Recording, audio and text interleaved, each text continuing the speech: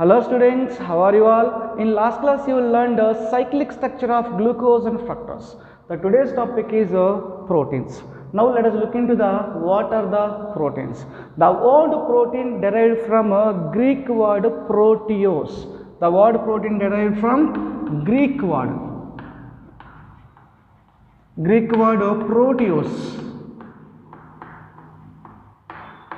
Greek word proteos, which means primary,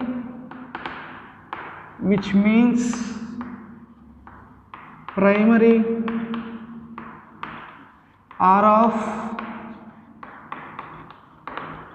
prime importance.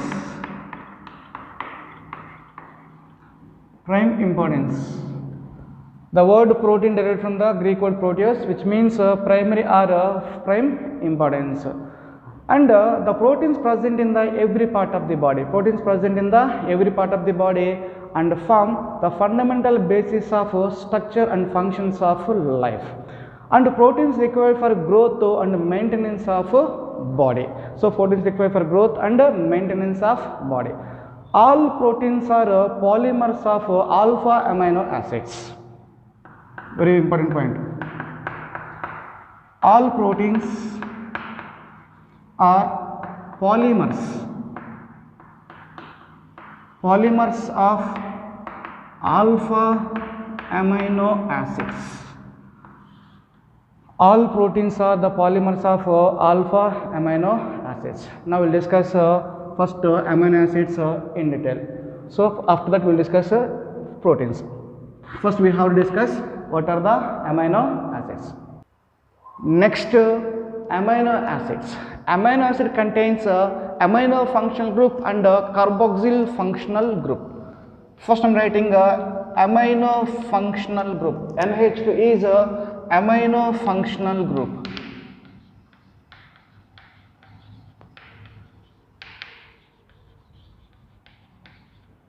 Amino functional group. Next, COOH. COOH is nothing but carboxylic acid functional group, or you can take a carboxyl functional group.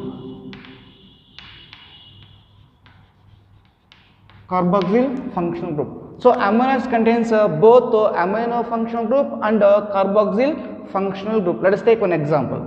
I am taking general representation of amino acid RCH NH2 COOH.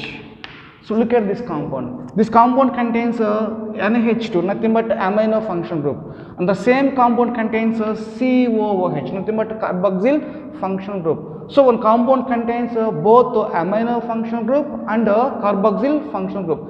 These type of compounds we have to refer as amino acids. Amino acid contains both amino functional group and carboxyl functional group.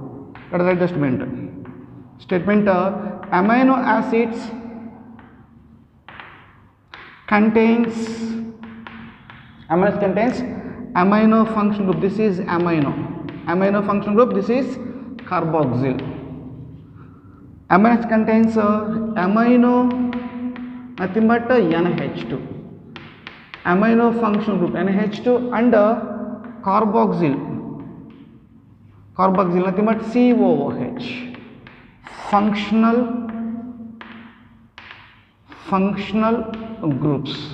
So amino acid contains amino and carboxyl functional groups. This is amino acid. Next, classification of amino acids.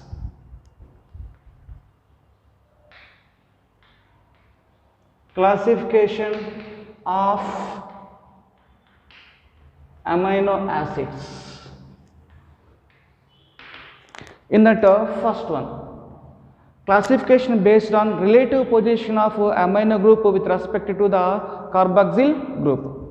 Classification based on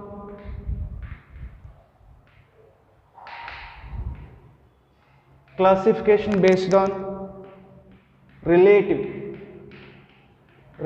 position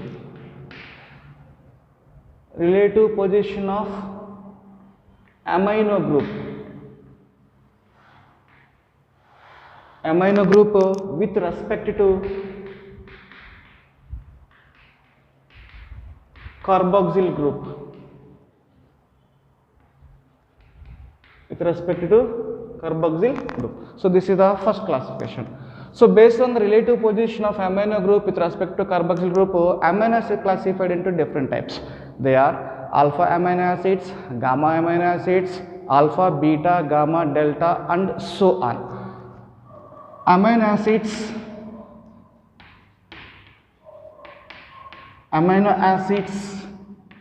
classified. Classification based on relative position of amino group with respect to the carboxyl group.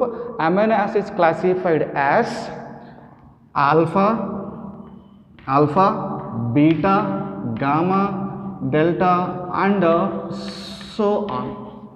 So based on the relative position of amino group with respect to the carboxyl group, amino acids classified as alpha, beta, gamma, delta, and so on.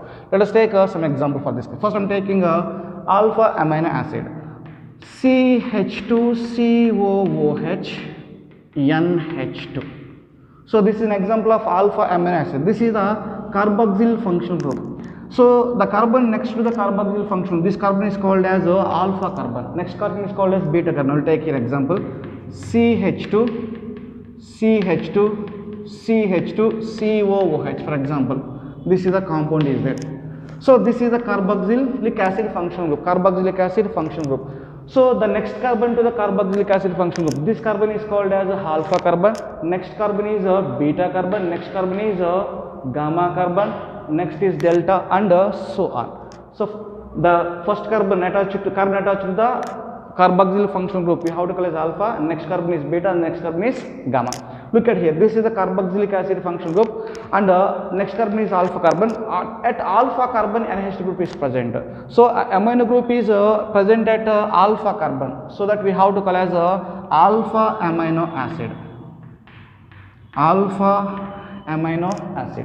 So I will take example for beta amino acid. I am taking CH2COOH, and I am taking NH2 is here.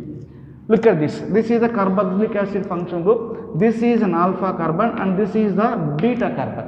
And amino functional group present at a beta carbon. So amino functional group attached to the beta carbon, we have to call it as beta amino acids. These are beta amino acids. Next I am taking example for gamma. This is delta. Next I am taking for gamma, CH2COOH. Then this is alpha carbon, this is a beta carbon, this is a gamma carbon. At gamma carbon there is a amino functional group. Amino functional group present at gamma carbon, we have to call it as a gamma amino acids.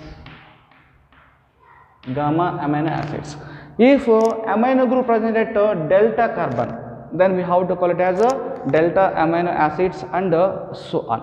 So this is the classification of amino acids based on relative position of amino group with respect to the carboxyl group, relative position of amino group with respect to carboxyl functional group. So these are the different types of amino acids. They are alpha, beta, gamma, delta, and so on. So this is the first classification of amino acids.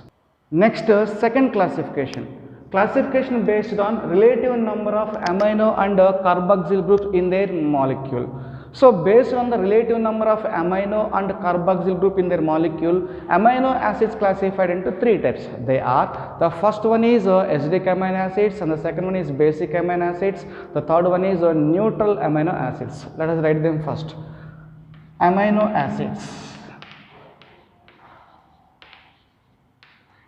acids are three types. First one, acidic amino acids. Second one, basic amino acids. Third one, neutral amino acids. So let us discuss one by one in detail. Among them, the first one is acidic amino acids. Let us take an example for acidic amino acids. I am taking aspartic acid. Aspartic acid. The case of aspartic acid, you can write the formula CHCOOH NH2. So the COH group, next carbon is alpha carbon, next to alpha carbon NH2 group is there. This is nothing but alpha amino acid, and this group I am labeling as a CH2COOH. So this is a formula for aspartic acid. First I will take the general representation of alpha amino acids. For this case, acidic, basic, neutral, medium examples, neutral amino acid example I will take alpha amino acids. So the general representation of alpha amino acid is RCHCOOH NH2. So this is a COH group, next carbon is alpha carbon, at alpha carbon NH2 group is present, so this is alpha amino acid. This R is a side chain, so any alpha amino acid, this is common, CH, COH and H2, this R will be get changes, R is going to get changes, but CH, COH and H2, this group will be remains same. Look at here. So this is a general representation of alpha amino acid. Simply in the place of R, I took CH2COOH. CH2COOH, nothing but side chain. In this case, compare the number of COH groups and NH group. Here is number of COH. This is the one COH group, and here is another COH group. Number of COH groups how many? 2. But number of NH groups how many? Only 1. So acidic groups is greater than amino groups. That means carboxyl group is greater than amino groups. So when the carboxyl groups are greater than amino groups, so then the amino acid will become acidic amino acid. So if amino acid contains more number of carboxyl groups than amino groups, then the amino acid is acidic in nature. Let us take one more example. Example, I am taking glutamic acid. Glutamic acid. So for the case of glutamic acid, I am taking CHCOOH NH2. This group remains same. This is alpha carbon. It is an example of alpha amino acid. And here I am increasing the chain, CH2, CH2. One CH2, one CH group I increase here. Then we will get COOH. So this is nothing but R.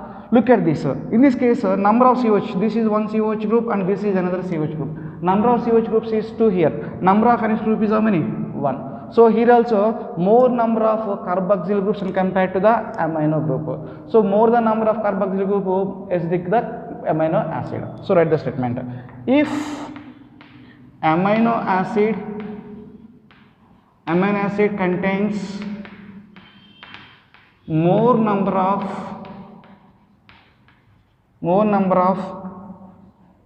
carboxyl groups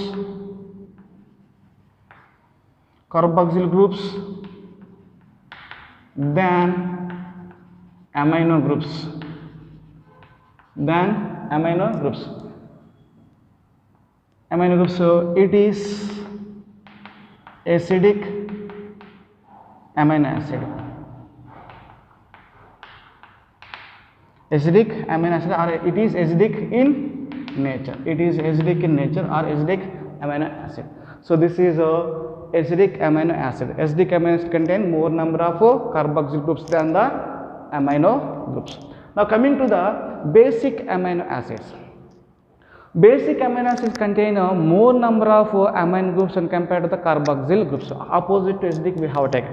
Acidic case carboxyl groups is more, amino groups is less. When compared to amino groups, carboxyl groups are more.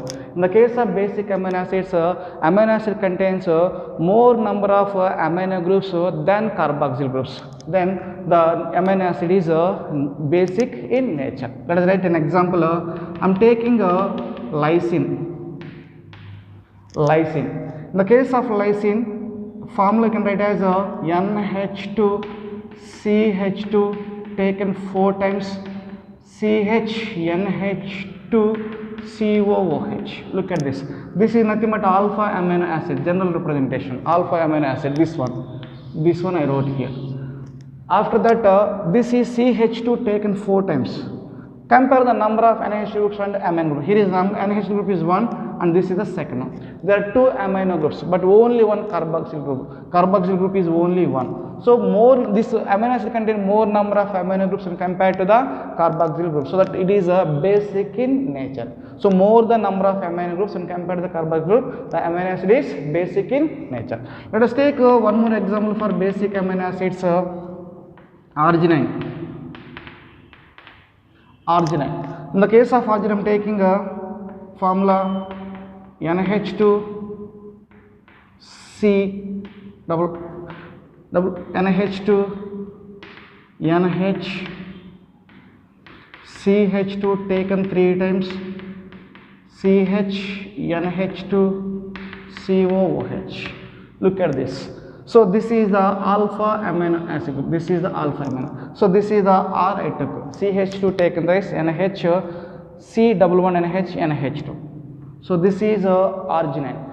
If you look at this molecule, this is one NH2 group, this is another NH2 group. This molecule contains more number of amino groups compared to the carboxyl groups. So that it is a basic amino acid. So let us read the statement related to the basic amino acids. If amino acid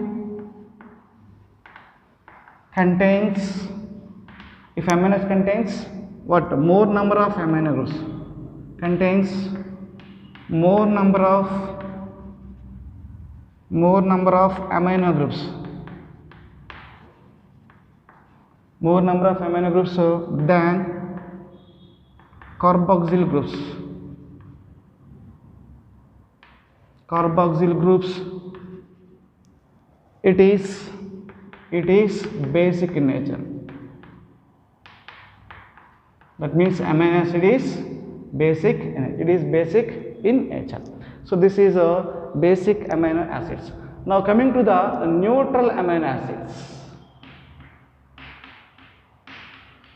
Neutral amino acids. If amino acid contains equal number of amino and carboxyl groups, equal number is there. Here is carboxyl groups are more, amino groups are less. Here is amino groups are more, carboxyl groups are less. But in the case of neutral, amino groups and carboxyl groups are equal. Amino and carboxyl groups are same number. So they contain same number of amino and carboxyl groups. Then amino acids are neutral amino acids. Let us take an example of glycine.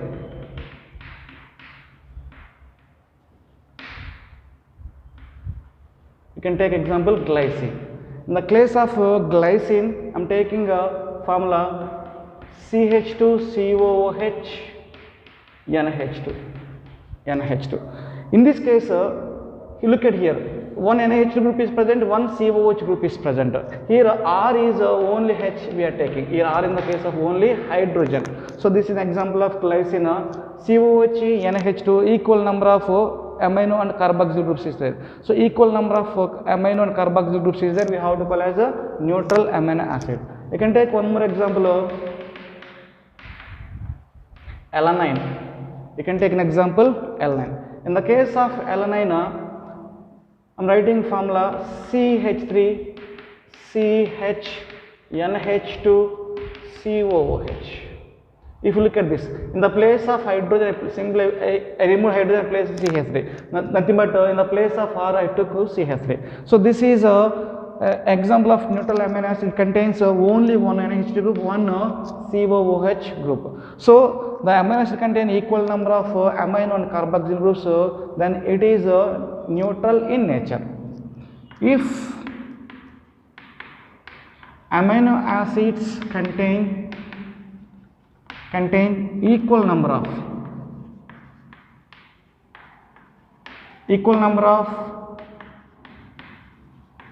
amino and carboxyl groups, equal number of carboxyl groups, then it is neutral amino acid, or it is neutral in nature. So this is a neutral amino acids. Classification based on relative number of amino and carboxyl groups in their molecules. Amino acids are three types: acidic amino acids, basic amino acids. The third one is neutral amino acids. Acidic amino acids contain more number of carboxyl groups when compared to the amino group. Basic amino acids contains more number of amino groups when compared to the carboxyl group. More number of amino groups when compared to carboxyl. More number of carboxyl groups when compared to amino. Here is equal number of amino and carboxyl groups present in this molecule. So this is the second classification of amino acids. Next, amino acids classified into two types. They are non-essential amino acids and essential amino acids. This is a third classification. Amino acids are two types. The first one is non-essential amino acids, and the second one is essential amino acids. The first one is non-essential amino acids and the second one is essential amino acids. Now let us discuss one by one in detail. Among them, the first one is non-essential amino acids. The amino acids which can be synthesized in the body. The amino acids which can be synthesized in the body are called as non-essential amino acids. So these amino acids our body can synthesize. We no need to supply these amino acids through the diet. So that we are calling it as non-essential amino acids. That is the statement. The amino acids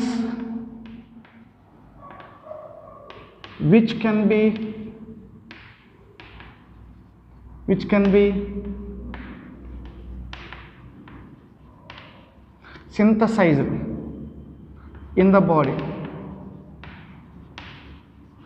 synthesized in the body, are called non-essential amino acids. Non-essential amino acids. Example for non-essential amino acids, you can take glycine, you can take alanine, or you can take valine, etc. So these are some examples of non-essential amino acids. These amino acids our body can synthesize. We no need to supply these amino acids through diet. So these are non-essential amino acids. Next, essential amino acids. The amino acids which cannot be synthesized in the body and must be obtained through diet are called as essential amino acids. The amino acids which cannot be synthesized in the body, and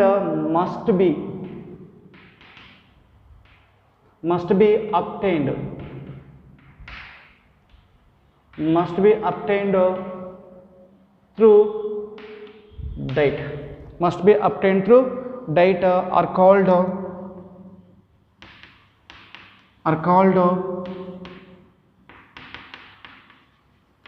essential amino acids.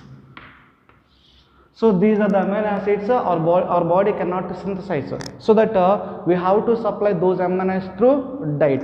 So the amino acids which cannot be synthesized in the body and we must obtain through the diet are called non-essential amino acids. These are essential amino acids. Example for essential amino acids, you can take leucine. You can take isoleucine, lysine, arginine, etc. So these are some examples of essential amino acids. So what is the major difference between a non-essential amino acids and essential amino acids? Is non-essential amino acids are synthesized in the body. So amino acids which can be synthesized in the body are called non-essential. These amino acids we no need to supply through the diet. In the case of amino acids the amino acids which can be synthesized in the, which cannot be synthesized in the body, and must be obtained through the diet. These must be obtained through the diet. So we have to supply these amino acids through the diet, and these amino acids we no need to supply through the diet because these are synthesized in the body, and these amino acids are cannot be synthesized in the body. So this is another classification of amino acids. So this is a classification of amino acids. Next, physical properties of amino acids. In that first point, amino acids are usually colorless crystalline solids. Amino acids are usually colorless crystalline solids. Colorless crystalline solids. This is the point number one. And amino acids are soluble in water, water soluble. Amino acids are soluble in water, soluble in water, or simply water soluble. Whenever the amino acid is added to the water, they will soluble in water. And next one is they are high melting solids. They are, amino acids are high melting. They are high melting solids. Melting point is very, very high. Amino acid melting points are very, very high. They are high melting solids. And the next one is they behave like salts. They behave like salts rather than simple amines or carboxylic acids. They behave like salts rather than simple amines or carboxylic acids. So amino acids behave like salts. They behave like salts rather than simple amines or carboxylic acid. This is mainly due to the presence of both amino group, basic group, and carboxylic group, acidic group in the same molecule. So I am taking general representation of amino acid are CH, NH2, COOH. Look at this. So this is the amino group. Amino group is a basic in nature. This is the basic.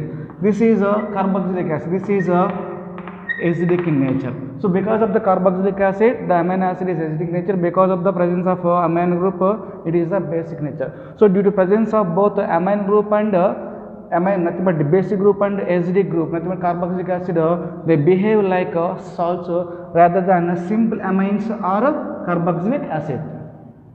Because of the amino acid, it is a amine nature. Because of the carboxylic acid, it is a acidic nature. Due to presence of these two groups, basic and acidic, they behave like salts. Due to reason, so they behave like salts rather than simple amines or carboxylic acids. Due to the presence of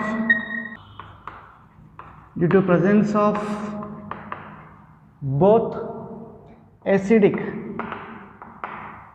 nothing but a carboxyl group, acidic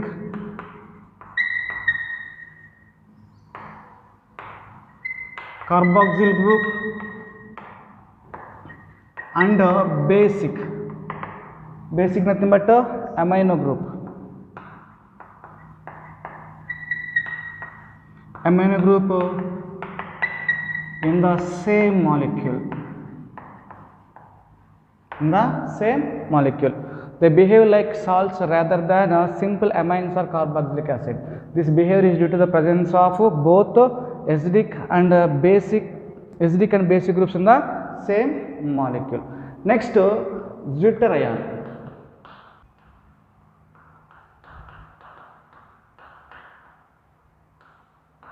Zwitter ion. For PUC, zwitter ion is very, very important. What is a zwitter ion? In aqueous solution, the carboxyl group can lose a proton and amine group can accept a proton. In aqueous solution, carboxyl group can lose a proton and amine group can accept a proton, giving rise to a dipolar ion is known as a zwitter ion. So what is the meaning of this statement? Let us understand by taking an example. I'm taking alpha amino acid. So this is alpha amino acid. Simply I'm writing amino acid. Amino acid. Whenever this amino acid is added to the water, so here is this COOH group can be dissociated into COO minus H plus. COO minus H plus. So what is the proton we got? This proton is transferred to this NH group. That means NH group accept the proton. What is the lost by carboxyl group? So here whenever this amino acid is added to the water in aqueous solution, the carboxyl group can lose a proton. What is the protons lost by the carboxyl group is taken by the amino group, leading to the formation of giving rise a dipolar ion known as a Zwitter ion. Let us see how it is. So RCH, here is COO minus, we have to take COO minus in aqueous dissociation COO minus H plus. This H plus is transferring to NH2. Then NH here is the lone pair is there. This NH group will this nitrogen accept this hydrogen, leading to the formation of NH3 with positive charge. Look at this. So in aqueous solution, this carboxyl group can lose a proton and this NH group accept a proton, giving rise to a dipolar ion. Look at this, negative charge and positive charge, both positive and negative charge present in a single molecule. This we have to call as a Zwitter ion. We have to call it as a Zwitter ion, both positive and negative present in the same compound. So we have to call it as a Zwitter ion. And the Zwitter ion, in Zwitter ion form, the amino acid behave as amphoteric nature. In Zwitter ion form, amino acid behave as amphoteric nature. As a result, it can react with acids as well as a basic compound. It is able to react with acids as well as bases. Now let us do the statement relating to it. In aqueous solution,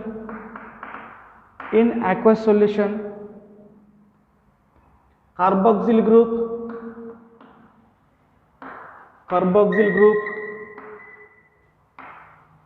can lose a proton.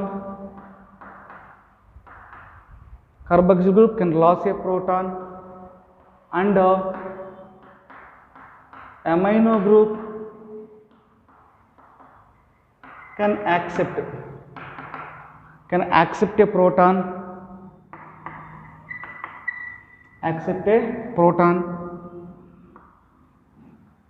and giving rise a dipolar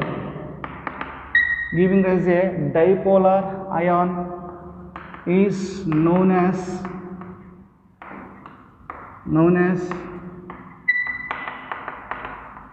Zwitter ion. The dipolar ion is known as Zwitter ion. Next point.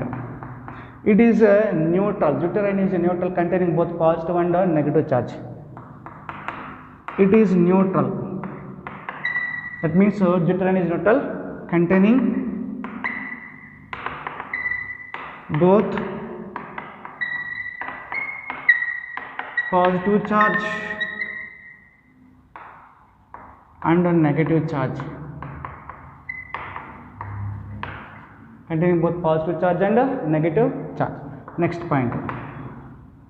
Zwitter ion, in Zwitter ion form, amino acid in Zwitter ion form,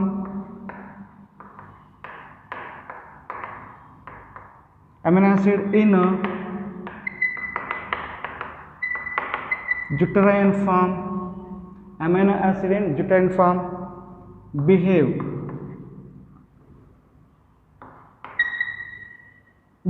form show, otherwise Zwitter ion form show amphoteric nature. So amino acid in Zwitter ion form shows amphoteric nature, and it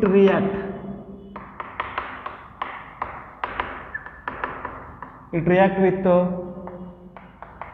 both acids and bases. It reacts with both acids and bases. So this is a zwitter ion.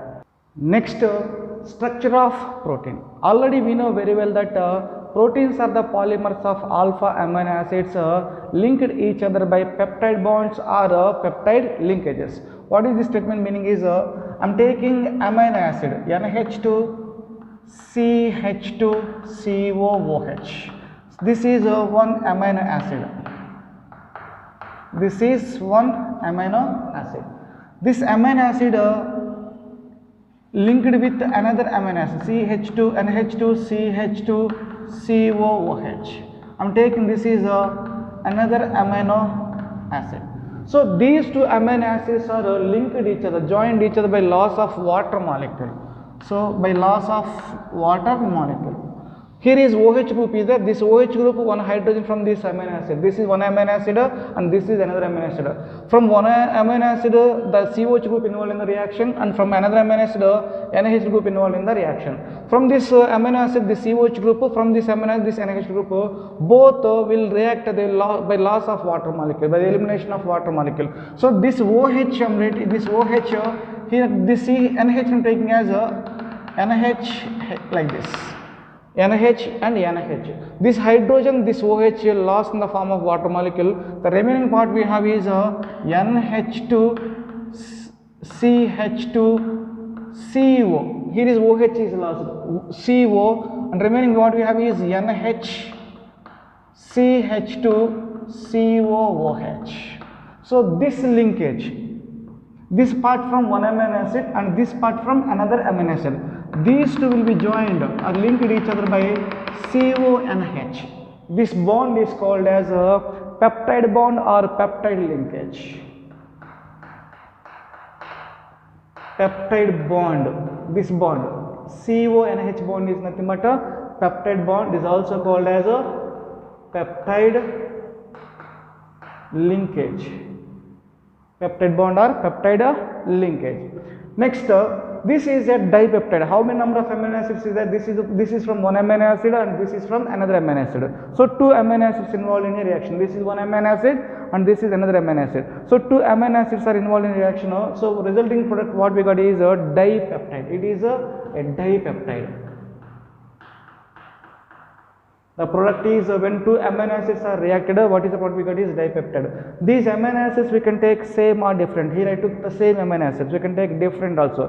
So here I took same amino acids, so the product here is dipeptide. Dipeptide contains how many number of amino acids? So this is one part from one amino acid, this part from another amino acid. So dipeptide contains two amino acids and connected by one peptide bond, linked by one peptide linkage. Dipeptide contains two amino acids linked by one peptide linkage or one peptide bond. Then what is the product we got? Dipeptide. This dipeptide react with one more amino acid. I will take here. I am taking the dipeptide NH2 CH2 CO NH CH2 COOH. This is a dipeptide. This dipeptide react with one more amino acid. We can take same or different. COOH. You can take this amino acid same or different also we can take. This is amino acid. And carboxyl group of one peptide and peptide bond and amine group of amino acid. This amine group of amino acid react with this COOH. Again, here is a loss of water molecule, elimination of water molecule. This I am writing as NH. There is elimination of water molecule, leading to the formation of one more peptide bond. So let us see how it is. NH2. This part I wrote CH2CO. Simply this I took here. What is the dipeptide I got? The dipeptide I took here, again react with one more amino acid. CONH, this I wrote NH, CH2CO, CH2, this OH and this H element in the form of water, remaining part we have is CONH, CH2COOH. Then we get CH2COOH, isn't it? So this is one peptide bond. and this is another peptide bond. This is one peptide bond and this is another peptide bond. So that we have to call it as a tripeptide. It is called as a tripeptide. Then tripeptide contains how many number of amino acids? This is the one amino acid part and this is from another amino acid and this is another amino acid. Dipeptide contains two amino acids. We are adding one more amino acid. Two amino acids plus one amino acid total is three amino acids. So tripeptide contains three amino acids. Then how many number of peptide bonds? This is one peptide bond and this is another peptide bond. So tripeptide contains three amino acids linked by three peptide linkages or three peptide bonds. Next you can take tripeptide. This tripeptide you can take. This tripeptide react with one more amino acid. Understanding purpose. Direct I am writing NH2 CH2 COOH. I took one more amino acid.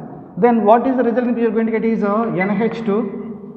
Directly I am writing answer. NH, this part I wrote, then this part I am writing CH2 CONH. Next this part I am writing CH2 CONH. Next I am writing NH2 CH2 CONH CH2 CONH. This part next we have is CH2 CO. This OH and here from hydrogen loss water molecule. Here also again there is a loss of water molecule. Here also there is a loss of water molecule. We will get NH CH2 COOH. So this is one peptide bond. This is another peptide bond.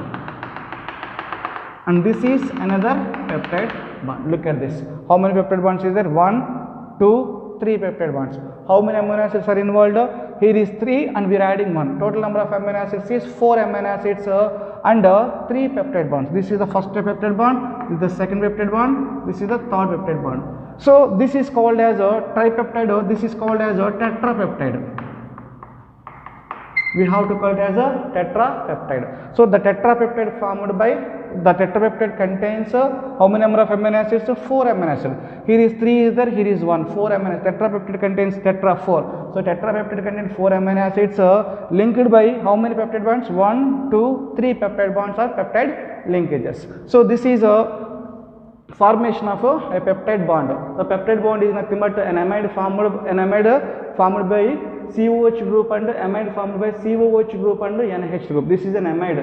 C double bond O NH is an amide. Peptide bond is nothing but an amide formed by reaction between COH and NH group of two different or same amino acids. Next, if the molecule contain 10 amino acids, if the molecule tripeptide, tetrapeptide, pentapeptide, hexapeptide and so on, this is tetra, then we will get pentapeptide, hexapeptide and so on. The molecule with more than 10 amino acids, the molecule with more than 10 amino acid we have to call as a polypeptide. More than 10 amino acids. The molecule with more than 10 amino acids we have to call as a polypeptide.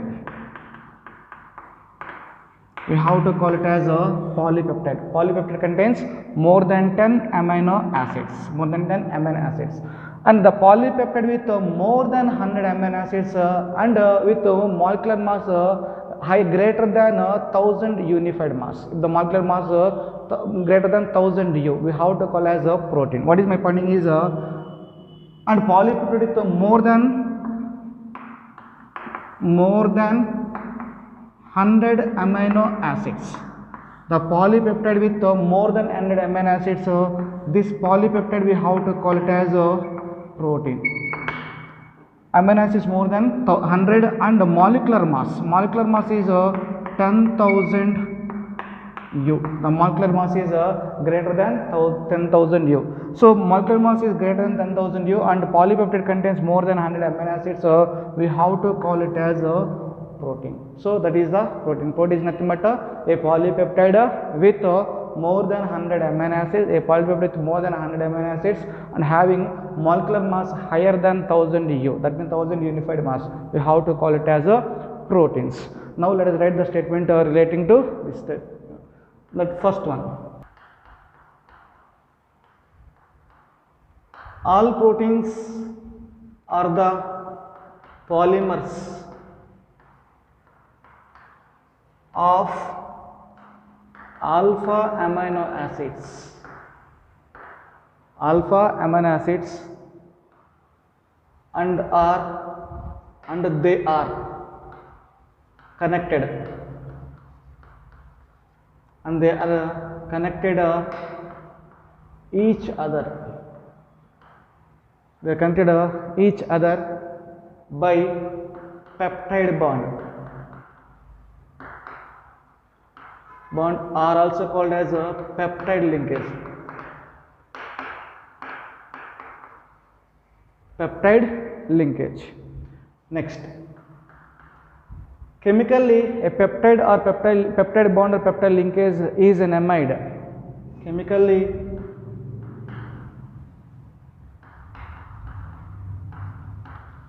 Chemically peptide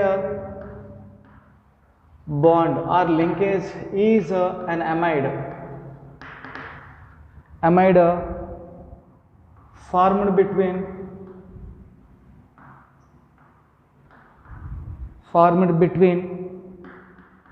COH group and NH2 group. Formed between COH group and NH2 group of amino acids. Next point, a dipeptide contains two amino acids. Two amino acids are linked by one peptide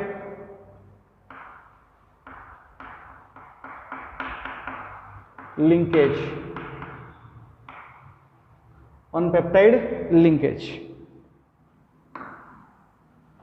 Next, a tripeptide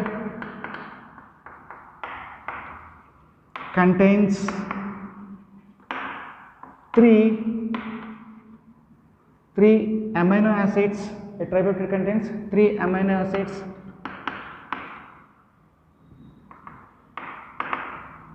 linked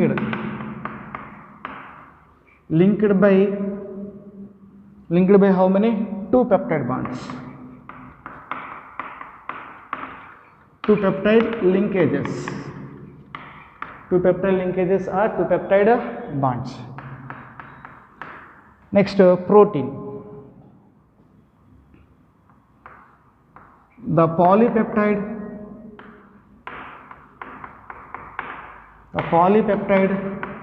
with more than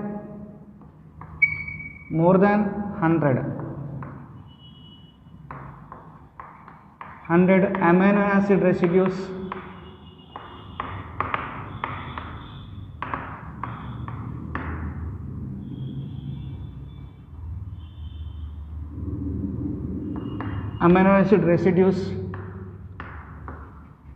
and having molecular mass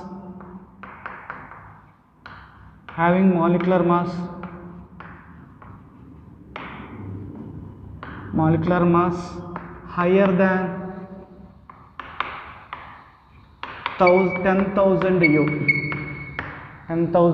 U are called proteins.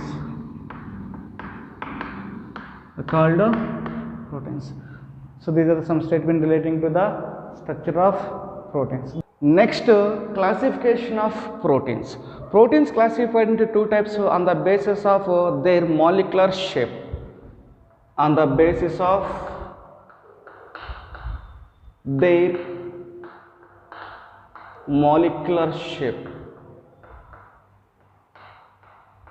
Simply classification based on molecular shape of a protein. So on the basis of molecular shape of proteins, proteins classified into two types. One is fibrous proteins, the second one is globular proteins. Fibrous proteins and globular proteins. Now let us discuss one by one. So first one is fibrous proteins. When polypeptide chains run parallel and held together by hydrogen and disulfide bonds, then fiber-like structures is formed. What is the statement meaning is, so I'm taking this is one polypeptide chain. This is one polypeptide chain, and this is another polypeptide chain. So polypeptide chain run parallel, and I'm taking another polypeptide chain, and this is another polypeptide chain. So when polypeptide chain run parallel and held together by hydrogen bonds. So this is one polypeptide chain and this is another polypeptide chain. Between the two polypeptide chain there is a formation of hydrogen bond. So this is the hydrogen bond. So in this case this is the hydrogen bond like this.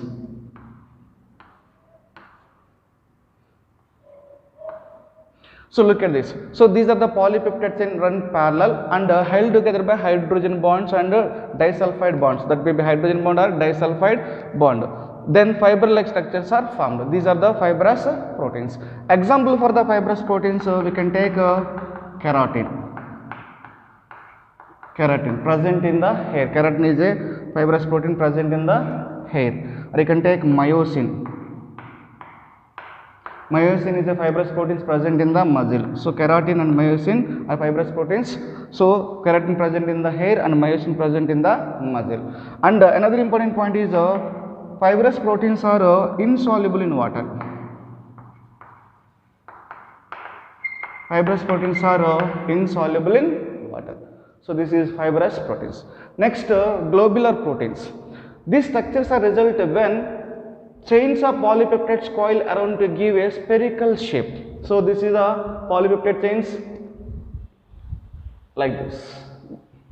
This structure results when chains of polypeptides coil around. So the chains of polypeptides coil around to give a spherical shape. So these type of proteins are called as globular proteins. Example for the globular proteins, we can take insulin.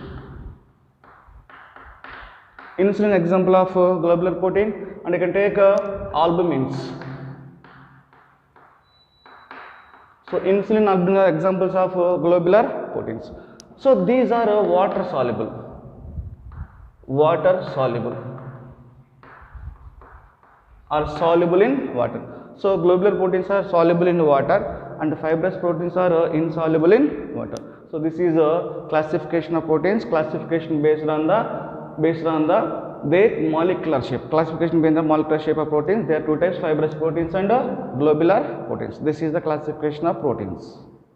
Next, structure and shape of proteins can be studied at 4 different levels. They are primary structure of proteins, secondary structure of proteins, third one is tertiary structure of proteins, and the fourth one is quaternary structure of proteins.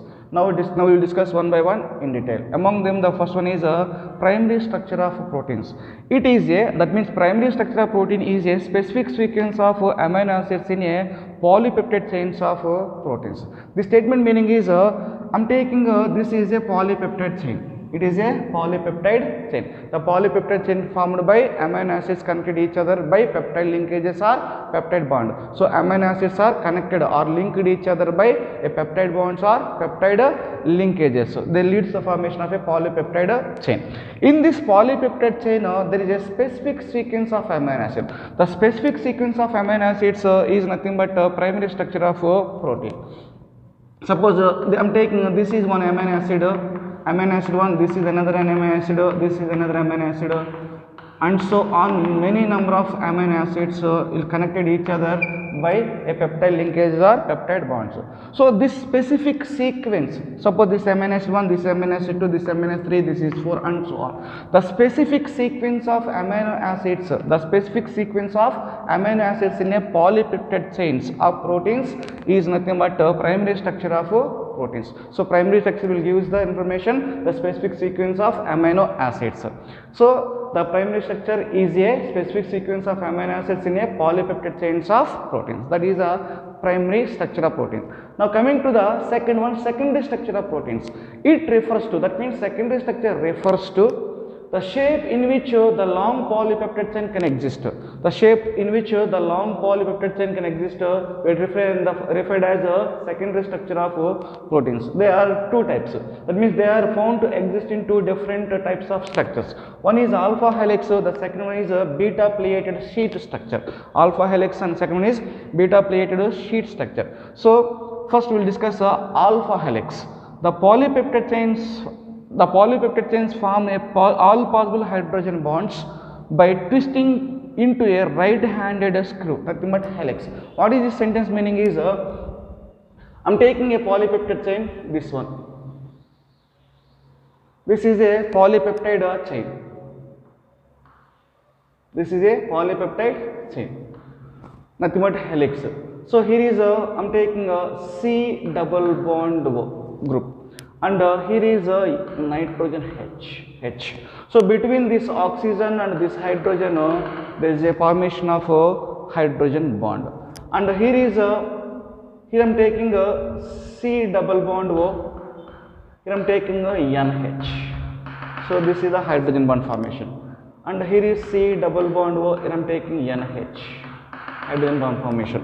So this is one turn and this is another turn. So here is C double bond group and here an NH group. Between hydrogen and this oxygen there is formation of a hydrogen bond. And nitrogen, to this nitrogen hydrogen attached, to this carbon oxygen is attached. Between the oxygen and the hydrogen there is a formation of a hydrogen bond. So polypeptide chain forms all possible hydrogen bonds. These are the hydrogen bonds between oxygen and hydrogen, all possible hydrogen bonds by twisting into a right-handed screw, nothing but helix. So this is nothing but alpha helix. The second one is a beta pleated structure of sheet structure. Beta pleated sheet structure. In this case, I am taking this is one polypeptide chain. Imagine this is one polypeptide chain, and here is a N group, N terminal. This we can take as C terminal. So N, this we can take as a RH, NRH. This I am taking it as a C double bond O. Then this is NH. This is RH. This is C double bond O. This is NH. This is RH. Next we will get continuation C double bond O. So this is N terminal, this is the C terminal. Then I am taking another polypeptide chain. Similarly,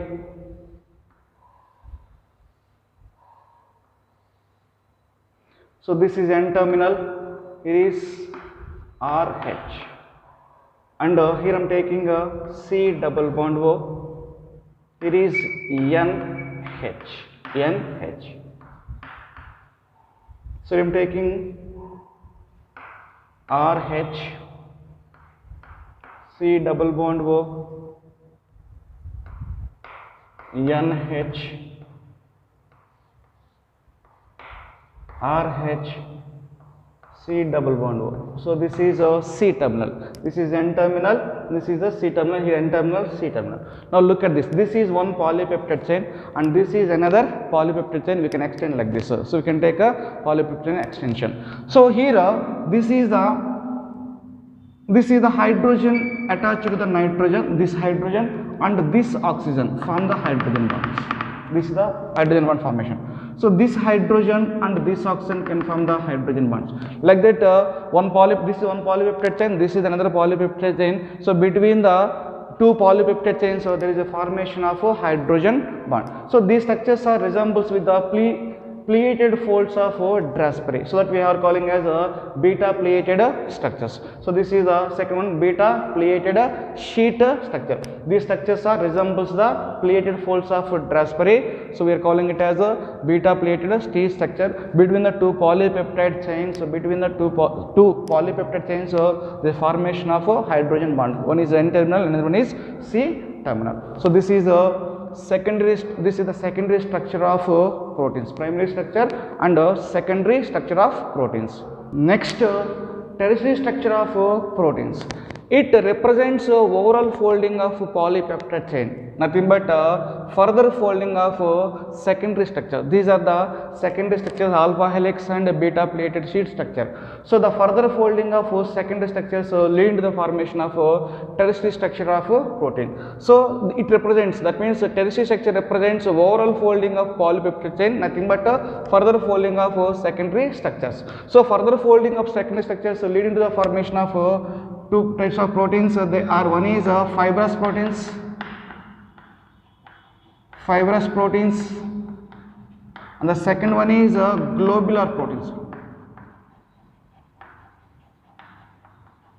Fibrous proteins and globular proteins. And the main forces stabilize the tertiary structure and secondary structure. The main forces which stabilize the secondary structure and tertiary structures are hydrogen bonds, disulfide linkages, van der Waals forces and electrostatic force of attraction. Secondary and tertiary structures are stabilized by hydrogen bonds, disulfide linkage,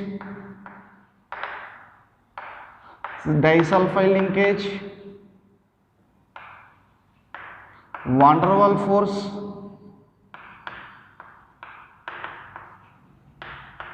and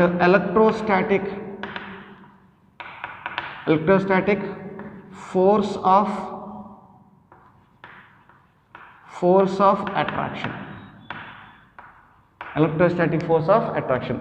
So the main force stabilize the second and tertiary structures are hydrogen bonds, disulfide linkage, van der Waals forces and electrostatic force of attraction. So this is the tertiary structure of proteins. Next, quaternary structure of proteins. Some of the proteins are composed of two or more polypeptide chains referred to as subunits. The spatial arrangement of these subunits with respect to each other is known as a quaternary structure. The statement meaning is some of the proteins are made up of two or more than two polypeptide chains. These we have to refer as subunits. So the protein consists of two or more than polypeptide chains, two polypeptide chains. So these polypeptide chains we are calling as subunits. We have to refer as subunits. The spatial arrangement of these subunits with respect to each other. The spatial arrangement of these subunits with respect to each other is known as a quaternary structure of proteins. So these are the structure of proteins. Structure and shape of the proteins can be studied at the four different levels. One is primary structure, the second one is secondary structure, third one is tertiary structure, and fourth one is quaternary structure of proteins. Next, denaturation of proteins. Proteins found in the biological system had a unique three-dimensional structure and biological activity. We have to call them as a native protein. Native protein has a three-dimensional structure.